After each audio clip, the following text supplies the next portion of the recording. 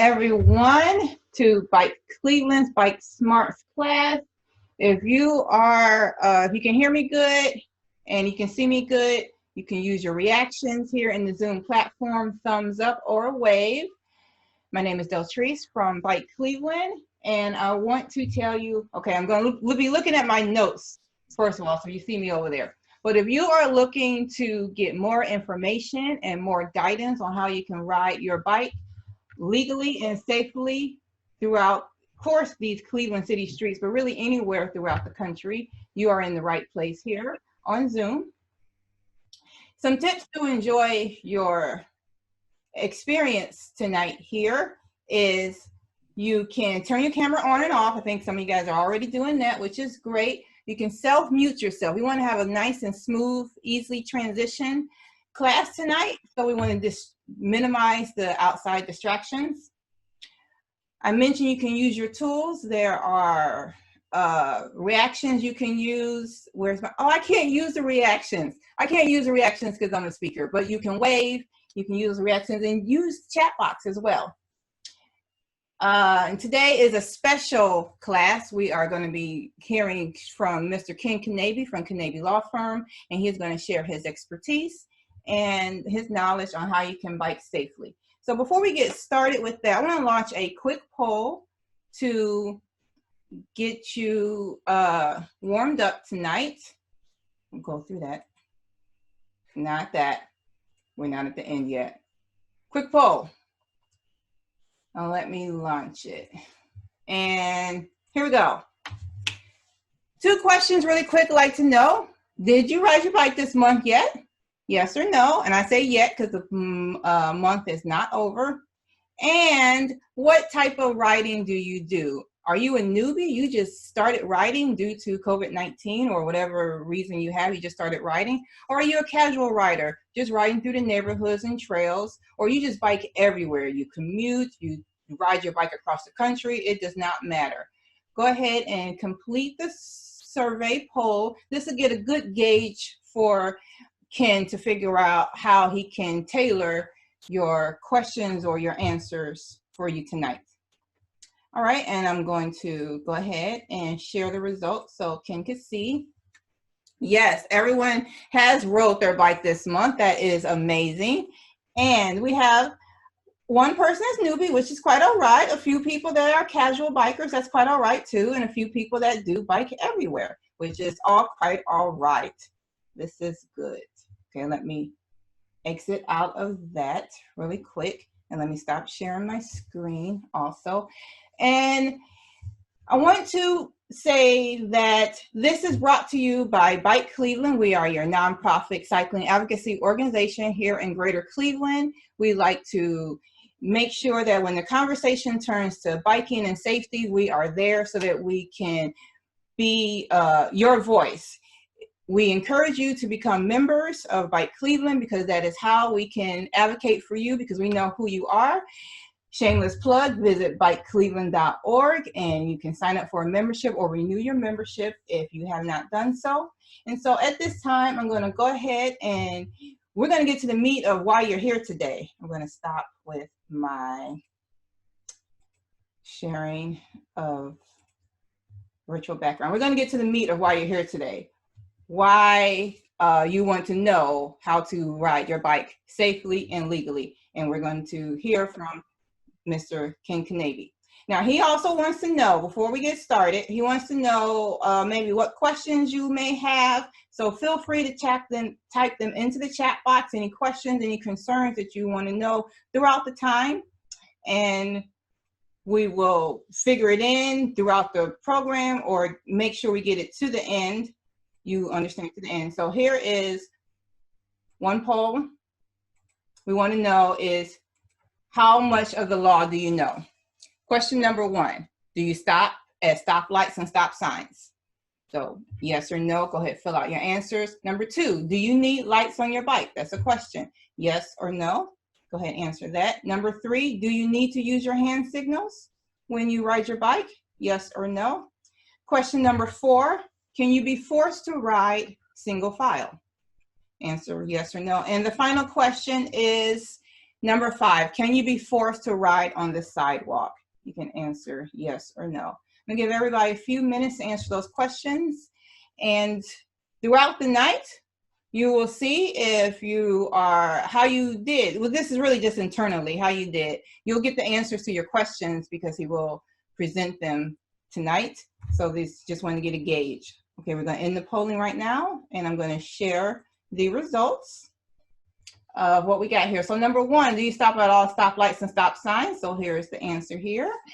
Number 2, do you need lights on your bike? Everyone answered yes, 100%. Number 3, do you use hand signals? Everyone responded yes, that you do use hand signals. Number 4, can you be forced to ride single file? Ooh, I like this, we're split. We're gonna have to find out, can you be forced to ride single file? And number 5, can you be forced to ride on the sidewalk? A few of us are answered yes, a few of us answered no.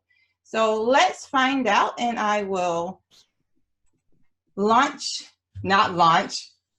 turn it over to Mr. Ken Knabe, and he will share his information with you tonight. But first, I want to do this.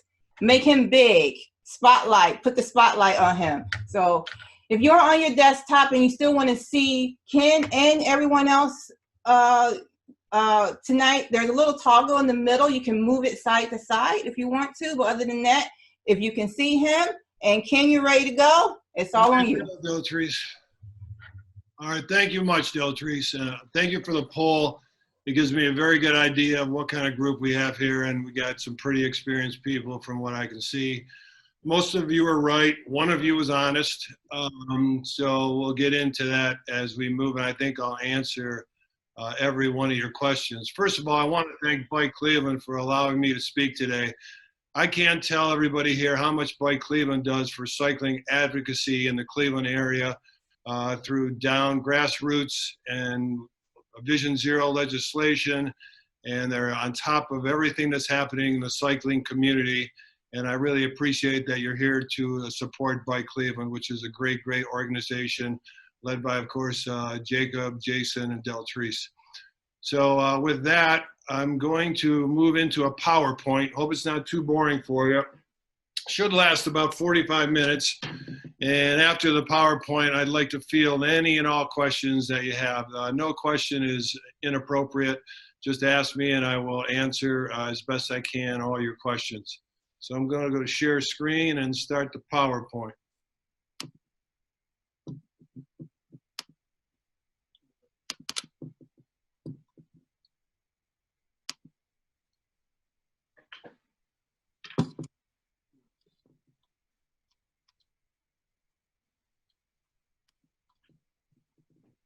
All right, so we're here today to talk about bike smarts, and what I'm going to talk about today specifically is how we're going to ride legally and how do we ride safely. My office is on Madison Avenue in Lakewood, 14222. We've been here for several years, and that's where my office is. I advocate for cyclist rights and safety. That's me on the far right there, out with a group of friends riding, which I do quite a lot. I won the Bike Cleveland 2019 Guardian of Sustainable Transportation Award through my Bike to School and Bike to Work efforts. I'm a corporate sponsor of Bike Cleveland. I publish in the co-published Bikes in the Law on Bike Cleveland's website. I'm a board member of the Ohio Bike Federation down in Columbus. I'm a board member of the Ohio to Erie Trail, which is a fantastic trail that goes all the way from Cleveland to Cincinnati and vice versa. And I traveled it, the whole thing, 1 or 2 times. I'm a member of many local bike clubs, and I lecture at a lot of local bike clubs. And this is big news here. I have an upcoming book called Cycling Rights that'll be out very soon. What I'm most proud of, though, in my bike advocacy is Cleveland Vision Zero safety legislation. And I think maybe some of you have heard of it, but the goal is 0 deaths and injuries, serious injuries for all road users. And I was appointed by Matt Zone to be a subcommittee chair of the Maintenance and Fleet Subcommittee. And one of the things we focus on is side guarding on commercial trucks. And if you look to the slide to the right, you see a cyclist coming in contact with the truck. And it's not the initial contact that hurts or kills the cyclist. It's when the cyclist gets dragged under the side guard and then run over by the rear wheel. So part of our Vision Zero legislation is to get side guards that will be coming out on commercial trucks. On the left, you see Matt Zone, myself, and Jacob Van Sickle. I can't tell you how much Jacob means to Vision Zero, how much input he has in there, and he's done a great, great job. I've been a trial attorney for 40 years. I have over 100 jury trials. I've been past president of Cleveland Academy of Trial Attorneys and other things of that nature. I publish and lecture on attorneys, actually, on bike law. Why am I doing this? Because it's personal to me. Guiding fellow cyclists is what I like to do. It's my mission. I'm out there on the road, just like you cyclists are, subject to the same issues, the same dangers, the same situations. I do all I can to educate and prevent crashes, but I take it personally when a fellow rider is injured by a distracted or an unsafe driver. And my calling is to use my unique skills, both as a cyclist and a trial lawyer, to achieve justice, get justice for injured cyclists. That's what I love to do, and that's why I'm here. Now we're going to move into the nuts and bolts, the nitty-gritty of bike knowledge. And it was Sir Francis Bacon who said, knowledge itself is power. And bike law knowledge is power. And bike law knowledge means, to me, safety. And I don't know why I picked this picture. It's the Cycling Museum in Bellagio, but I see the cyclist raising his hand up to the sky, and it just gives me a good feeling about being a cyclist. I was in Bellagio. I rented a really lousy bike. I rode up a mountain. It took me about 3 hours to get to the Cycling Museum. Because of all that, I got $1 off when I went in. And when I rode down, it took me about 10 minutes. So let's talk about knowledge and where do you find the law?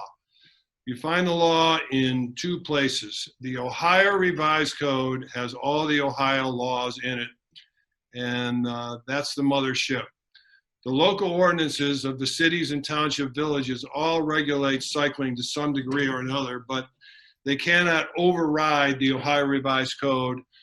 They can only pass laws that reasonably regulate cycling and are not fundamentally inconsistent with the Ohio Revised Code cycling laws. So here's a cover of my upcoming book. And what I'm going to talk about are what are your rights as a cyclist in the state of Ohio? And your rights are that a bike is a legal road vehicle. So your bike is a vehicle under the Ohio Revised Code. And you have an absolute right to ride on the road. Period, end of story, except for one exception that's coming up.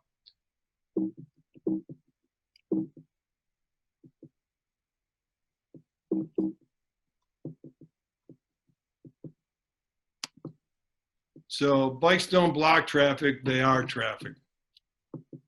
So this absolute right to ride on the road has one exception, and that is you cannot ride on a closed access divided freeway. But there's always signs that tell you not to go on it. The Shoreway is one of them. Here's a sign at the Shoreway. I-71, the Turnpike. I mean, it's pretty obvious where you can't ride when the highway is divided and there's entrance ramps and exit ramps.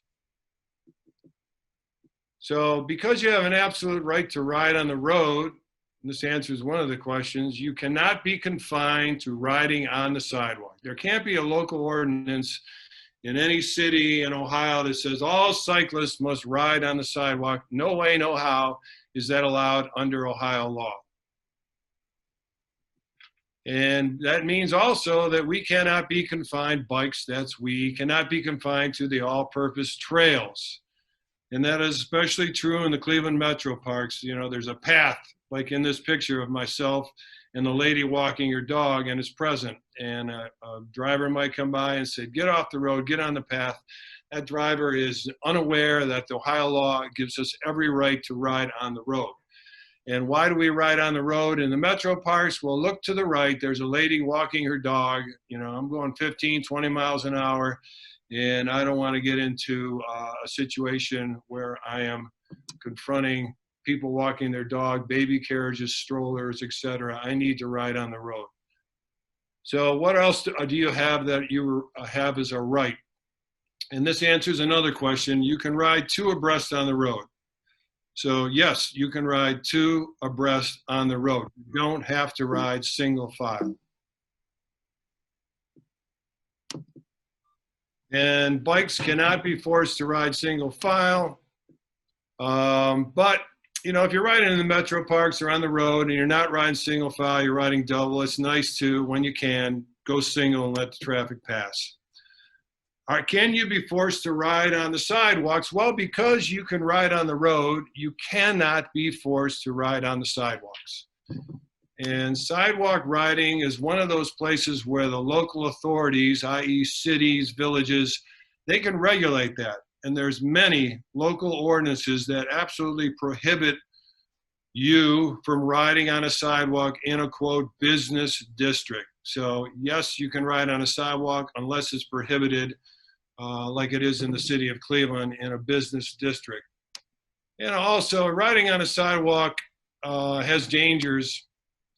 They're uneven, they're in disrepair, they could have glass, debris, there's garbage cans, there's driveways, curb cuts, there's pedestrians, and pedestrians always have the right of way on the sidewalk. So sidewalk riding can be fraught with some issues.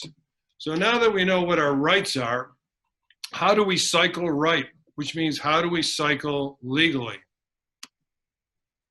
And the best way to put this, I guess, is to ride your bike like you drive your car. It's a vehicle. So you follow standard traffic rules of the road. So what does that mean? Well, it means you ride in the direction of traffic. When I see a cyclist riding not in the direction of traffic, the little bit of hair I have left stands up, and it's like, oh man, they should not be doing that. We have to obey the traffic laws. And that means we obey the traffic control devices, stop signs, stop lights. Only one of you here was honest and said that they don't only stop at stop lights or stop signs, but under the law, you have to. And why do we want to cycle like we're a vehicle? Why? Because we're in 75% fewer crashes when we cycle with traffic and follow the rules of the road. And when we also do that, we have something, it's a legal term, it's called the right of way. That means if you go through a green light on your bike, you have the right of way. If someone goes through a red light and causes an accident or a crash, they're at fault because you had the right of way. Every time you're following the law, every time you're riding right, riding correctly, you're gonna have the right of way. So if something untoward happens, you will be in the right and able to secure your rights. So where do we legally ride on the road? Interesting question. Not that simple. We ride as far to the right of the road as is practicable. And a lot of this I'm reading right out of the Ohio Revised Code. And what does practicable mean when you're riding as far to the right? It means basically reasonable. It doesn't mean you ride as far to the right of the road as possible. I have seen legal opinions that talk about in bike cases where they said the cyclist needs to ride to the as far to the right of the road as possible. That is not correct. It's practicable. And that means there's reasons for not riding to the far right, and they include whether it's dangerous or unsafe to be riding on the right side of the road. There could be fixed objects, there could be potholes, surface hazards, parked cars. There could be a moving object from driveways. There could be scooters, which we're seeing a lot more coming around now. There could be a pedestrian stepping out onto the road, or it's otherwise safe or impractical to ride to the right. There's another exception. This is a pretty interesting one. If the lane is too narrow for a car to safely pass you, you can take the whole lane. You don't have to ride to the right. There's signs throughout the city of Cleveland when you can use the full lane.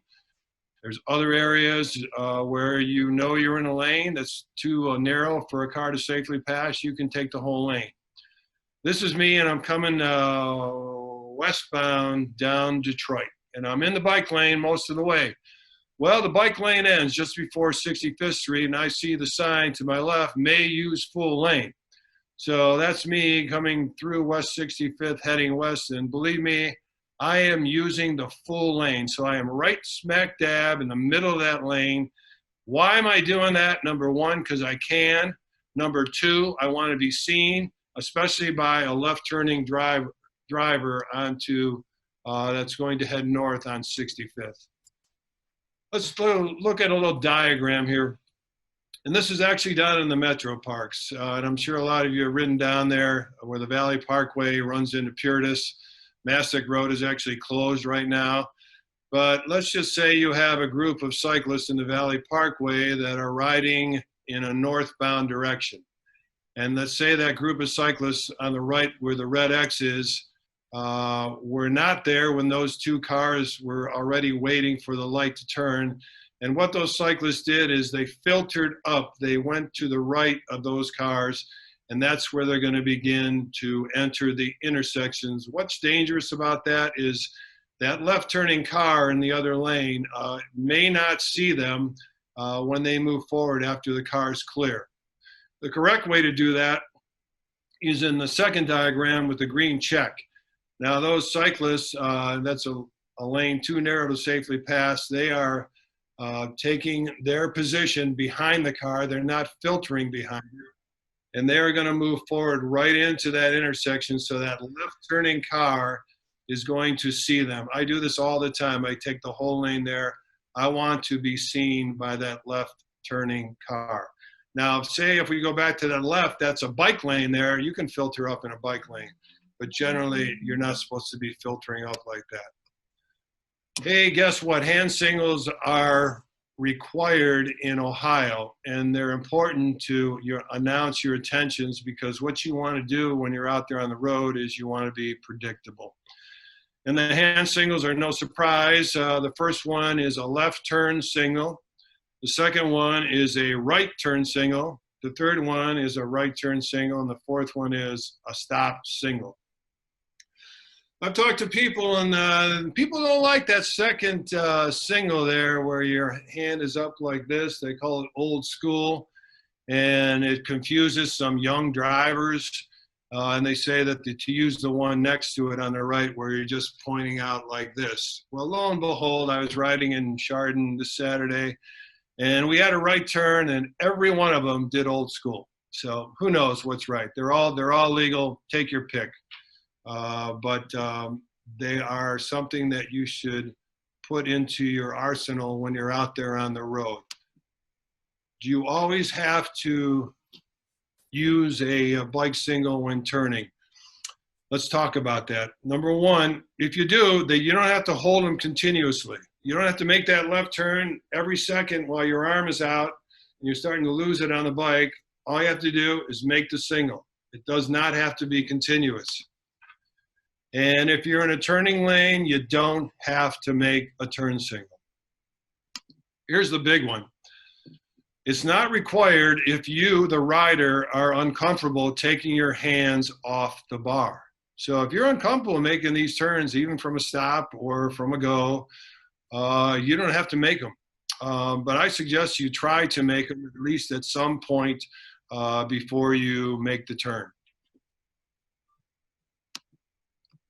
So how do you make a right turn in the state of Ohio? Well, the statute says you make it to the edge or the curb. Just get to the right of the lane you're in, make a hand signal and turn right if you're comfortable doing so with the hand signal. But all you have to do, if it's a one-lane road like this one here, just get to the right and make a signal, if you can, safely, and make your right turn.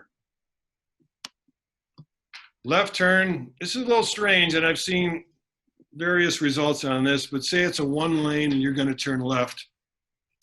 Try not to make that turn from the right edge.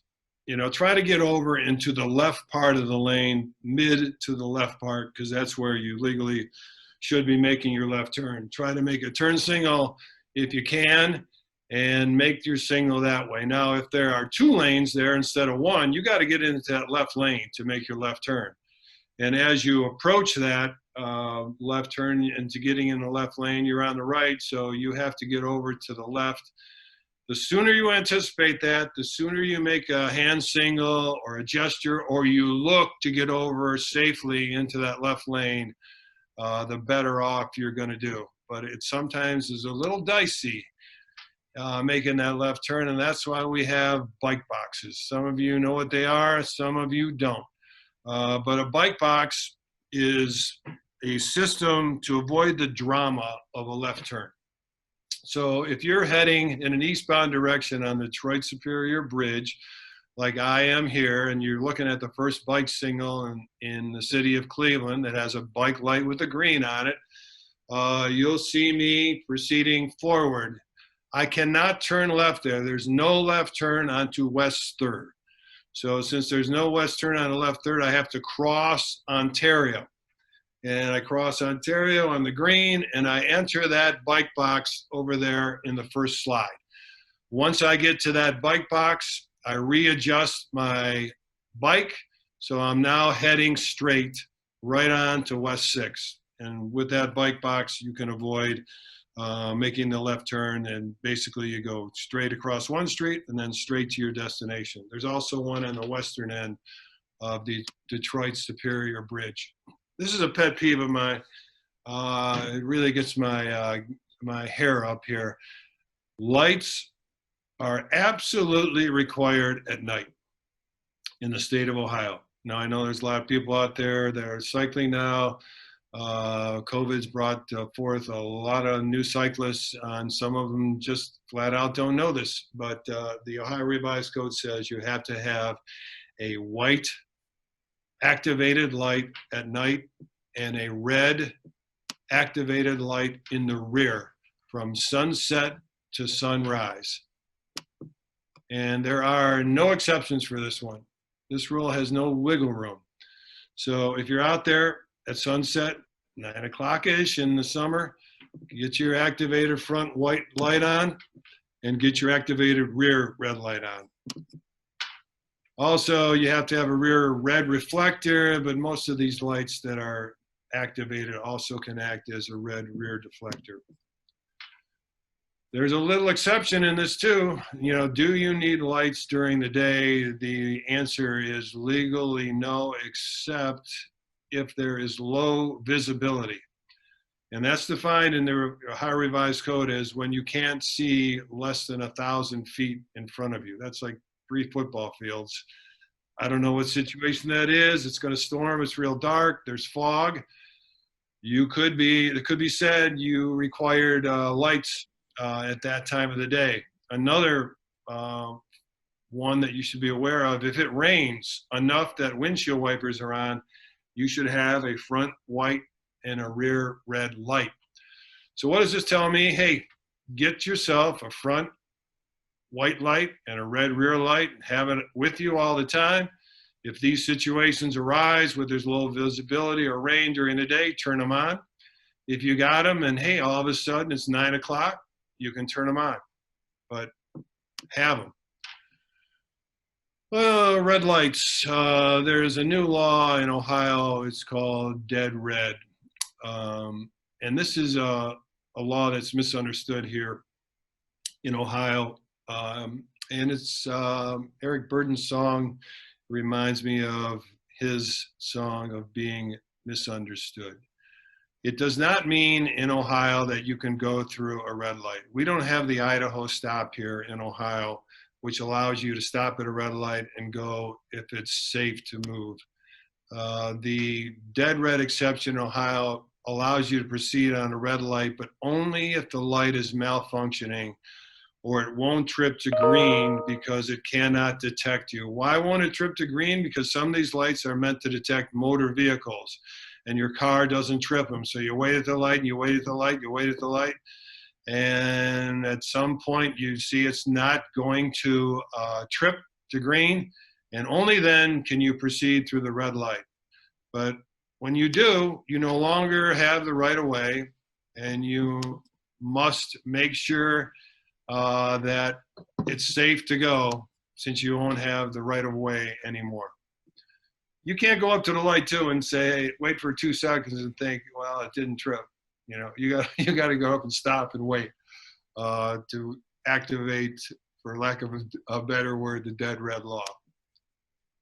And if you don't, and you proceed from the dead red and you don't look both ways, you can be dead yourself. So be careful of the dead red. Tickets. Can a cyclist get a ticket? Yes, you can get a ticket. And it happens. Again, we're vehicles, so yeah, we should be subject to traffic violations, and we, of course, can be ticketed for traffic violations. However, there is no points that can be assessed on your driver's license for a bike traffic ticket, unless it's a DUI. If you get a DUI on a bike, you get all the comforts of a DUI, a non-expungible expense, a license suspension, high rate insurance, all the pleasures of a DUI you can get if you ride a bike, and you get the points too. By the way, you know, cycling and drinking, I heard this one thing, it's kind of funny, but drinking does not make you a better rider. And some tickets, in fact, a lot of tickets, traffic tickets for cyclists are written incorrectly, so you'll get points. So the police officer doesn't know, the court doesn't know that it's a no points law for a traffic offense for a bicyclist. So don't waive them. Make sure you go into court and make sure if you do have to take the offense that you don't get any points on your license. These are other optional precautions. They're personal choices. They're not legally required. Something to think about. Under Ohio and under federal law, there is no requirement about wearing a helmet when you ride a bike. However, some local ordinances require helmets for minors. Okay? There's only one in Ohio that requires them for adults, and that's in Shaker Heights. When you're wearing a helmet, you have a 2/3 reduced risk of a brain or a head injury. Statistics. 3/4 of fatalities, bike fatalities, were not wearing helmets. Important to consider, I would say yes. There's new advancements in helmets. There's MIPS, the multi-directional impact protection system. There is Wave Cell, both of which are designed to protect your head in case you are in a crash. The effectiveness of all these devices is not established yet, but it's probably a good idea. I've had many, many bike cases. I look at the bike helmet. Oh, it's fine, no problem. I go, let me see the inside. Oh, what do we have here? It's cracked on the inside, just like this helmet is.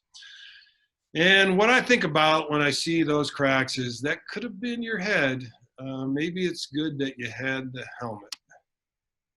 More things that are not legally required, but it might be good ideas. Bright, reflective, contrasting clothing, especially on the moving parts. Why? Because you want to be seen. Daytime running lights, maybe you want to run your white lights and your red lights during the day, even though there's no legal requirement to do so. This is not a legal choice. These are personal choices. We don't want the state saying, hey, you got to wear a green shirt and a fluorescent bright jersey when you ride. And some cyclists don't want that stuff, and some can't afford it. And we don't want insurance companies for the at-fault drivers to say, oh, you should have been wearing brighter clothing. That's like saying, well, when you rear-ended the car, it should have been painted in bright green. And that's certainly not the law. Or that the car you rear-end during the day should have had its lights on. These are just suggestions you might want to think about doing for added visibility. I've also seen cyclists with daytime running lights get hit. I've seen cyclists with bright, reflective, contrasting clothing get hit too. Well, you want to be seen, right? But if you can't be seen, you want to be heard. Well, that's not legally required, okay? How can you be heard? Number one, you could have a bell, and you can ring your bell to alert a driver that's about to pull out in front of you, a pedestrian that's about to walk out from the street in front of you. Or you can apply a rule. It's called the Knabe shout rule. And I'm sure that none of you heard it because I made it up. And I want to tell you a little bit about the Knabe shout rule. Gary Knabe and I, who's pictured at the right there, we grew up in Cleveland on Cleveland's west side. We went to the same grade school. We went to different high schools, but we stayed friends. And, you know, we were graduated in 1972. And cars in the 70s had a lot of mechanical flaws. A lot of you weren't even born yet then. But, you know, there's the alternator would go bad, the belts would break, the hoses would go bad, the car would overheat. But even the horns often wouldn't work on these cars. And so what did Knabe do to replace the horn? He would shout, and believe me, he would be heard, and other drivers would stop, and he would avoid collisions, avoid situations just by yelling, "Hey!" And you can do the same thing when you're out on your bike. I've done it many times when I see a motorist doesn't see me, about to pull out in front of me. I don't hesitate with the hey, boom, all of a sudden they see you, they stop. Something to consider, definitely not legally required. Let's talk a little bit about the all-purpose trails in the metro parks and the Cuyahoga Valley National Park. If you're riding on those trails and you need to get off, mechanical difficulty, something's going on, you have an issue with your bike, try to get off the trail to the right. If there's no center line present, like there is a center line present now in the metro parks, but if there isn't, treat the trail as if it had an imaginary center line. Don't cross over unless it's safe. If you're riding two abreast on an all-purpose trail, try not to cross the center line. And be careful not to cross over on a blind curve with potential oncoming cyclists. And try to announce your intentions when passing pedestrians, passing on the left, or I like this one, it's riders passing on the left. So if you're with a group of riders and you're passing some walkers or pedestrians, and you're the first one, I like to say riders passing on the left so they know there's more coming down the road. Talked a lot about us. What are the driver's duties? Well, we all know now that there's a 3-foot passing law, that they have to give us 3 feet when they pass us. Do they? Usually, but not all the time. They sometimes are afraid to pass us on the double yellow, but they actually can pass us on the double yellow. It's legal. There are some exceptions, and here's a car passing me on the double yellow in the metro parks. But the bike must be doing less than half the car's speed limit. And the overtaking car must be able to complete the maneuver without speeding, which is 30 miles in the metro parks. And there must be sufficient clear distance ahead to make the pass safely. In other words, there better not be an oncoming car if they cross over the double yellow.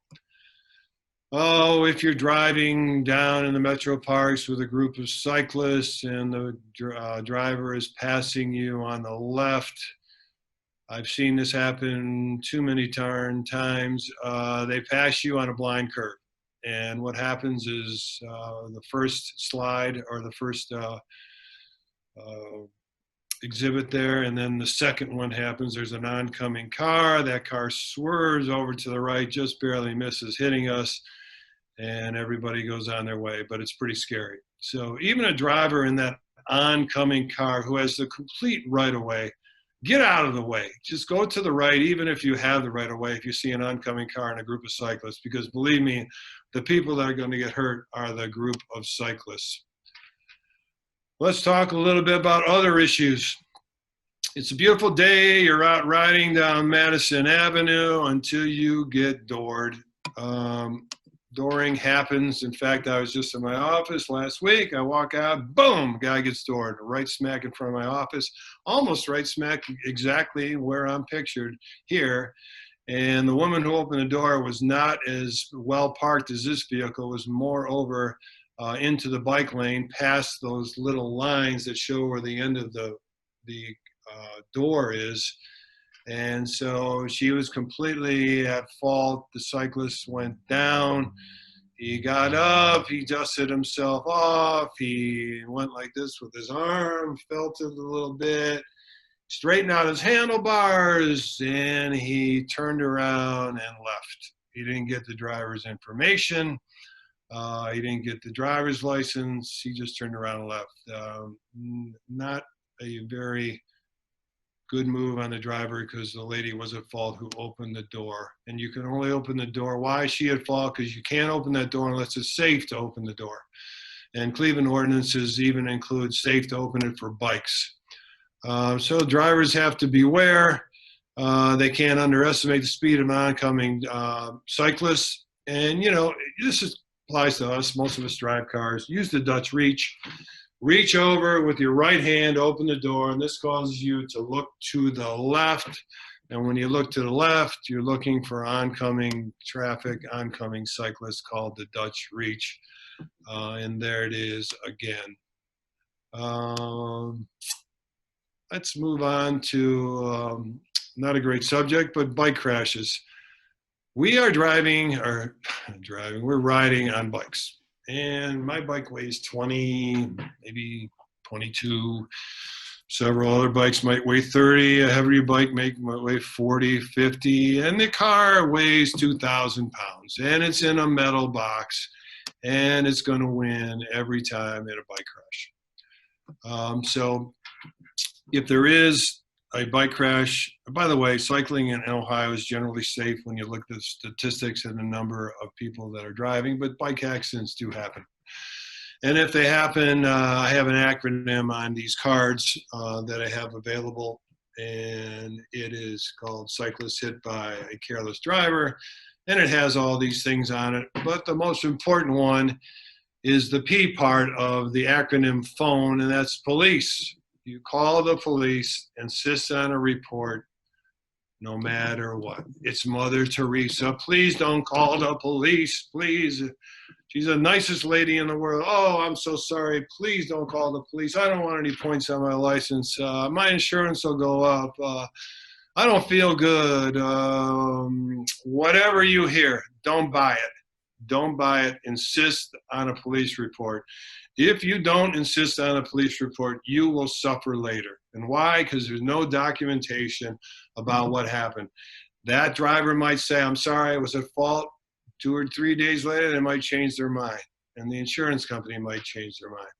So absolutely call the police in Cleveland, and Jacob knows this. There's been police that even try to convince an injured and hit cyclist not to file a report. I know that sounds crazy, but it has happened. Oh, she's a nice lady. Are you sure you want to file a report? The answer is yes, officer. I am absolutely sure I want to file a report. Healthcare, you know, a lot of times the adrenaline's flown. You don't even know you're hurt till later. Believe me, a lot of times you see that, you get right up.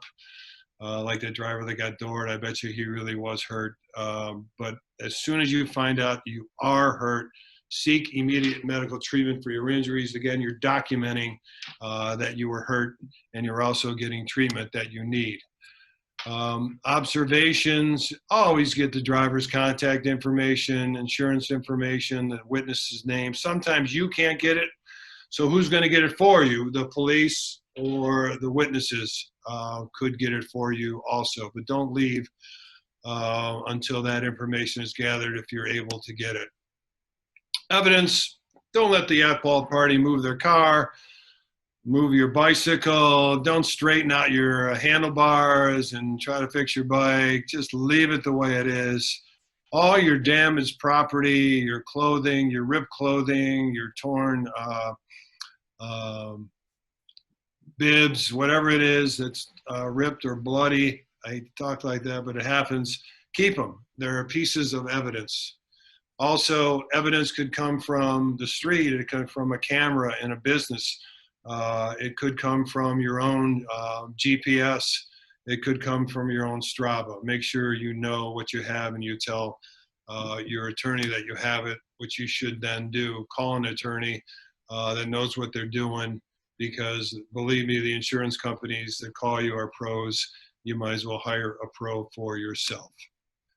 Insurance for cyclists, oh my God.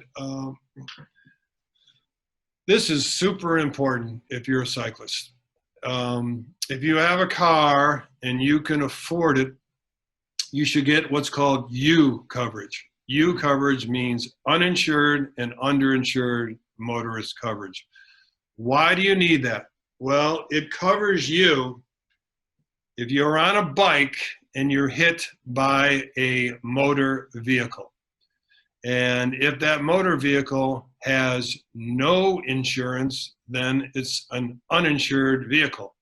And it could be a hit and run, all those other requirements for hit and run. Or the vehicle could have minimal insurance, and then you could access your underinsured motorist coverage. So if you're driving around in your own car and you have minimum coverage, and the cyclist, well, let's put it another way. Say the cyclist has minimum coverage and the at-fault driver has minimum coverage. The most that cyclist is ever going to recover is $25,000, because $25,000 is the minimum. You have to have more uninsured coverage than the liability coverage. So unless that cyclist has 50 or 100 or 250, the most they're going to get is $25,000. Why do I say that? Because you would have to collect personally against the at-fault driver, and usually if they have no insurance or minimal insurance, they're not going to have assets that you're going to be able to attach. So if you're out there riding a bike and you want to protect yourself and you have a car, make sure you purchase uninsured motorist coverage, and make sure you ask your agent to get it, and make sure you buy as much as you can afford. You have to specifically request this coverage. In Ohio, at one time they had to mandatorily offer it. Now you have to specifically ask your agent about it. A lot of the stuff's done online. They don't tell you anything. Don't let that happen to you. Homeowners or renters, why should you have it? You should have it in case your bike gets stolen, damaged, and you can schedule it, and then you don't have to pay a deductible. But it also covers you if you're on your bike and you hit a pedestrian, or if you're in another situation where you cause harm. So I suggest, if you can, getting homeowners and renters insurance. Independent bike insurance, if you don't have homeowners, you don't have a car, you might want to consider bike insurance, although it's, and when it comes to the uninsured area, it's minimal, but it's better than nothing. I have a site to a Velo Assurance run by a cyclist. Believe it or not, I'm getting close to wrapping up. So I have cycling arsenal along with my cards that are free to anyone who wants to put them in their back pocket when they're riding. And it's got the 3-foot safe passing distance law in case you get hit. Well, they didn't give me three. If they get sideswiped, they weren't giving you 3-foot passing distance. You can go through the red light if it's malfunctioning or won't trip, only if it's safe to do so, and there's the statute. You can't get points for a bike traffic offense except for DUI. You ride on the road except there are closed access highways and freeways. They say, hey, you can't ride on the road here. Yes, I can, unless it's a closed access highway or a freeway. You can ride to the right unless it's unsafe, impractical, or hazardous. So you weren't riding to the right. Well, it was unsafe, it was impractical, it was hazardous. Why are you taking the whole lane? Because it was so narrow, a car can't safely pass. If you get doored, you know the statute that says that the driver has to open the door when it's safe. And you can ride no more than 2 abreast. So I hope there's some things I cover that can help you stay safe on the road, and if something untoward happens, what to do. But really, you know, a bike is a vehicle, but a bike is fun. It's great riding out there. I've met lifelong friends. It helps you to stay healthy. and it's important to know your rights and to cycle right. And with that, I will end it and take questions. Thank you so much, Ken, for that presentation. Very informative. I do have a question from Charles this evening. Oh, where's my chat box? All right, Charles was inquiring about, are flashing red lights a problem? For example, are they illegal? So that is his question about flashing red lights.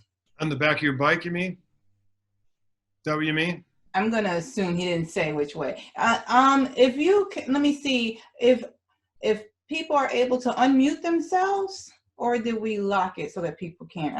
I apologize for that part. Yeah, that was me. Yes, the question is, a rear flashing light, is that an issue? Could you be confused with an emergency vehicle? No, I don't believe it's an issue because you have to have an activated rear red light. It doesn't say whether it has to be flashing or not flashing. The good thing is you have an activated red rear light, and I don't see a problem with the flashing activated red rear light. Okay, thanks. Sounds good. We have another question from Lynn, who asks, on climbing a steep hill, when concerned about drivers passing with the 3-foot clearance, is it better to stick close to the curb or take the lane? Depends on the hill. If a car can't safely pass you, you can take the whole lane.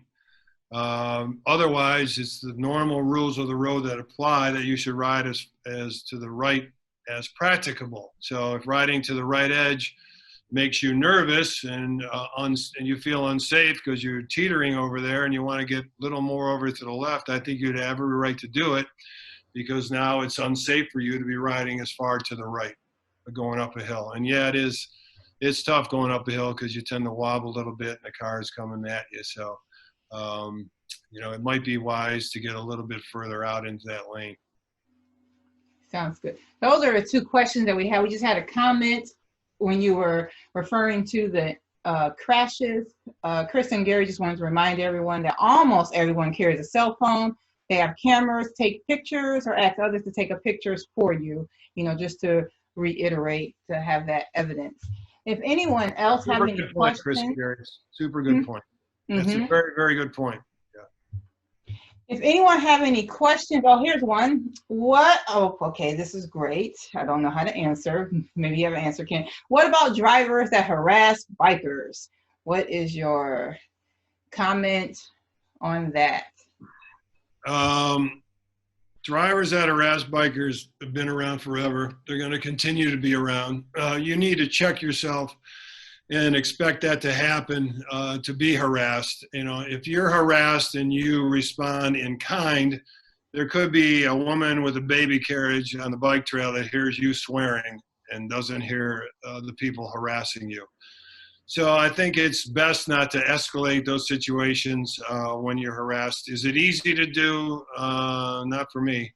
But I work at it, and I just try to stay the same as you would in any confrontational situation. Don't let it escalate.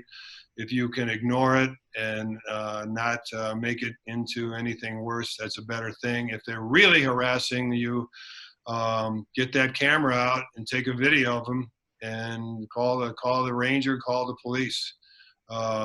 There's a lot of people that think they can run us off the road because we're not supposed to be on the road. And that's pretty upsetting to people. But just check yourself on the harassment. There are cases in Ohio. There was one case, people pulled up to a cyclist and they said, "Nice bike, fill in the blank." He rode up to them and said, "Hey, what's up with this?" And they ended up sideswiping him. And they got charged with felony. The driver got charged with felonious assault. And they went to trial, and a jury convicted him, but it was reversed on appeal because they didn't think that it was a felonious injury. So things can escalate. Things can get out of control when you're being harassed. So try to keep your cool. It's unfortunate when you are harassed. Here's another question. If you're in the bike lane and the bikes that says the bikes can take up the entire lane, is filtering allowed? Yes. Well, you're in two different things. If you're in the bike lane, you're taking up the whole lane anyway. Is filtering allowed when you're in the bike lane? Yeah, that's an independent lane of travel. And if the cars next to you are stopped, you can proceed in your independent lane of travel, and you can filter in a bike lane. That's good. What was the other second half of that? So the full question was, if you are in a bike lane that says bikes can take up the entire lane, is filtering allowed? Okay, if you're in a bike lane, if you're in a lane that says you can take the whole lane, is filtering allowed? No, it's not allowed. You shouldn't filter because you're in a lane. I'm not saying you're in a bike lane. You're in a lane. It says you can take the whole lane. Now you got to be a vehicle, and I would not filter in that situation. Although these are general rules. Sometimes you do, but if you want the legal answer, that's it. It's very tempting to filter, I tell you that. I'm quite sure everyone wants to get to the top of the red light so they can keep going with their destination. Yep. Here's another question. We talked about blinking lights in the rear. This question about blinking lights in the front. What about blinking front lights at night? Is it better to have a steady light or blinking? Optional. It depends on how you feel. If you're in a really dark area, and you really want to be seen, you might want to go flashing. But then, there's all sorts of levels of the light on your front bike. I think it's an optional choice, not a legal one. As long as you have a front white light, whether it's blinking or solid, I think you're going to be in good shape. You're going to be in good shape. I would, if you don't mind me interjecting, I would say as many lights as possible. I will be the one to say, light up your bike like a Christmas tree, light up yourself like a Christmas tree. You can never go wrong with having not enough lights. Again, that's not legally required. I put a red light on my back seat stay that goes out to the side. I put a white light on the side of my fork, in addition to the front white and the red rear. And the reason I do that is for the oncoming left turn person to see me, or someone who's going to right hook me. I have a little more added visibility that way. So that's a good idea. So you have more lights, just more than one. I do, absolutely. Mm-hmm. Here's a question from Lynn. She asks, with more people in areas without sidewalks riding with their kids, how can you safely handle it with impatient drivers rushing around them? Well, that's tough. You're talking about young kids with no sidewalks, and now you're riding on the street. Best if you're going to do that to be in a bike lane. Best if it's a protected bike lane. Young kids, under 10, they obviously should be riding on a sidewalk and not on the road. How do you handle that? You be as careful as possible, be as visible as possible. And, you're right, there's traffic whizzing around you, and I would definitely try to at least be in a bike lane, if there is one. Mm-hmm. So the best answer would be to call your local council person and tell them you want a bike lane so you can bike with your kids. And nothing gets council members more fired up than kids. Absolutely correct, Jacob. Mm-hmm. Thank you for pointing that in. That is good information. Another thing, even in these bike lanes on Madison, I see baby carriages, bike, on the back of the bike. They have a small child, and they have absolute legal right to do that. But those aren't protected bike lanes. You better be careful for motorists. Mm-hmm. Mm-hmm. Here's a question. We may have already answered it, but I'm still going to ask it for our guests. Speaking of lights, can you wear too many? And could drivers say that your lights are or were distracting? Yeah, a driver can say anything he wants, or an insurance company can say anything they want. I don't think the chances of that happening are too good. If I get a bike crash case and they have lights in the front and the back that are on, even during the day, it helps. So I don't think that's true. And I don't think that person would have a real leg to stand on. Mm-hmm. Mm-hmm. And they couldn't argue the other way, too. Well, you should have had more lights either. It's a personal choice. Right. But, yeah, I think it's okay. Right. So her question is, can you have or wear too many? I just think the answer is, I don't think you could have too many. I don't think it's too many. I don't know what's too many. I mean, I got a bike helmet and it lights all the way across the bike helmet. I love it. You know, Yes. I don't know. Yes. I don't see too many, especially if you're a Christmas tree.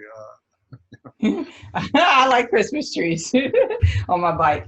Here's a question. All right, Jacob, maybe you want to answer this question. The question is, what is a protective bike lane? Yeah, so a protected bike lane is a bike lane that has some sort of physical separation between the bike lane and the motor vehicle lane. So if you're familiar with Cleveland, we have very limited of these, although our advocacy is really pushing for more protected bike lanes. But in Cleveland, we have them on, a good example is the Detroit Superior Bridge, where there's those physical plastic posts that create a separation between the bike lane headed into downtown and the driving lane headed into downtown. So they can be protected by planters, by cement curb, by jersey barriers, by anything that really creates a physical separation. So. Mm-hmm. I have a question, but Jacob can't answer it. What are those plastic barriers called? Does anybody know?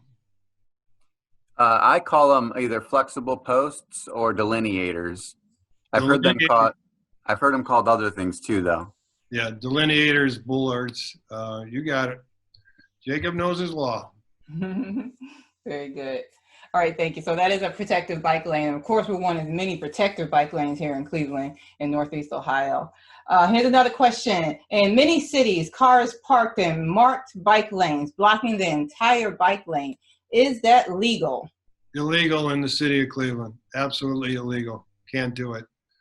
So there's your answer. Yes. And Jacob, don't we have a reporting tool about that? Yeah, if you go to bikecleveland.org/report it, we have a tool on there where you can report cars parked in bike lanes.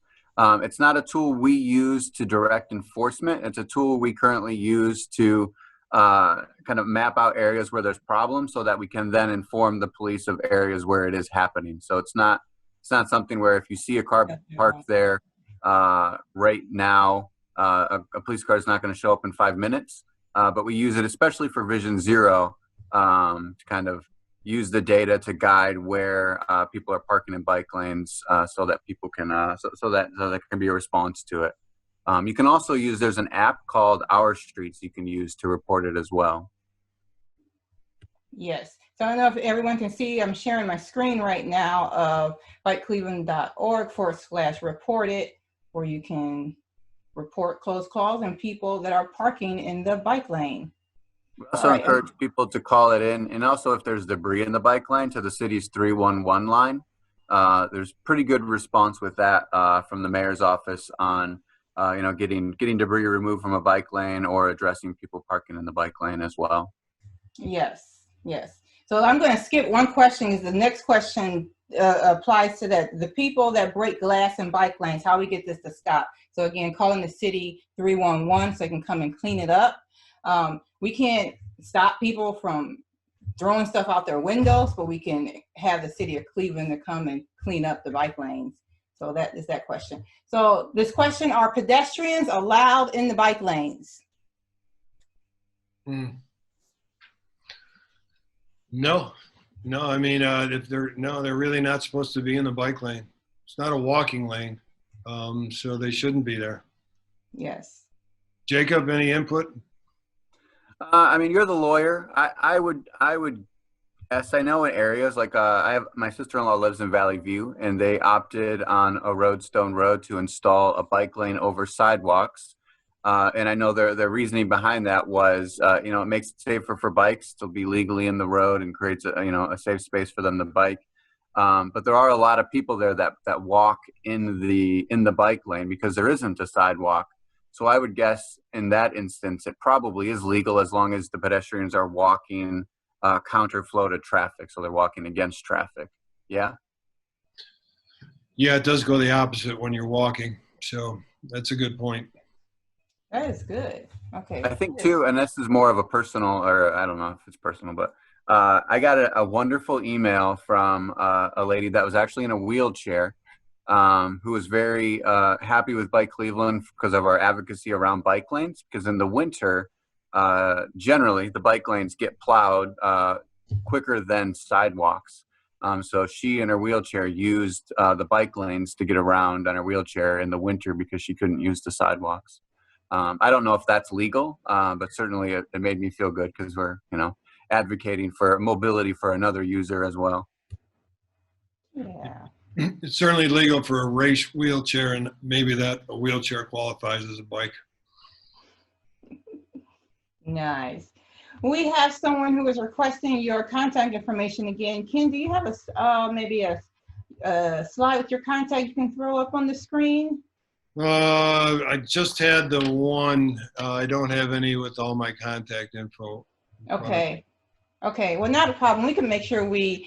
I'm on Bikes in the Law section on Bike Cleveland. I'm in Lakewood. It's Knabe, and if you want to get one of these cards, please call me. It's 216-228-7200. We're right here in Lakewood.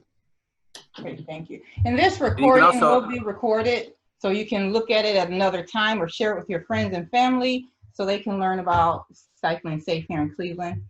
Jacob?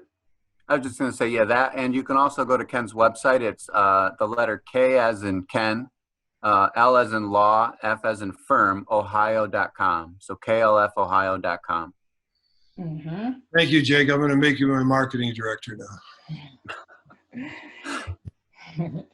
Well, I want to thank everyone for joining in tonight. I'm going to leave you with 5 tips as you are going out to ride your bike and be safe as a bike rider, and coming from a cycling instructor to, 1, always follow the law. Ken has instructed that of what the law is and how it can be misconstrued, but we got better tips today. So 1, follow the law. 2, be predictable when you're riding your bike.